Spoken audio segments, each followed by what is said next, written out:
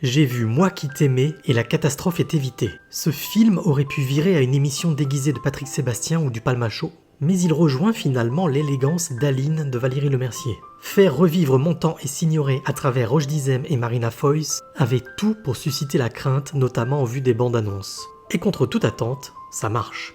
Le duo semble improbable, maladroit au départ. On frôle le nanar pendant 5-6 minutes, le temps de s'habituer. Mais très vite, leur jeu s'ajuste et touche. Grâce à une technique bien vue, l'introduction assez méta, dans laquelle les deux comédiens assument. Ils n'ont aucune ambition de se fondre dans Simone Signoret et Yves Montand, mais plutôt dans un couple comme les autres, qui fait du « je t'aime, moi non plus ». On accepte alors les perruques, le maquillage, ce pacte de théâtre avec le spectateur. On s'attend à un biopic académique, on découvre un mélodrame surprenant, on sourit, on pleure, on passe par la tendresse, la colère, la tristesse. Et on rit beaucoup grâce au dialogue ciselé, sans oublier la reconstitution sensible des coulisses du cinéma des années 70 et 80, avec des seconds rôles réjouissants et surtout un portrait nuancé de Simone Signoret. Femme humiliée mais digne, elle devient le cœur battant du récit. Marina Foïs est assez surprenante. Bien évidemment, il y a des défauts, comme cette fameuse introduction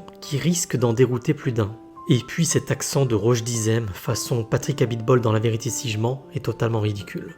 Mais au final, c'est un film sincère, très émouvant, sans effet appuyé, qui redonne chair à deux icônes.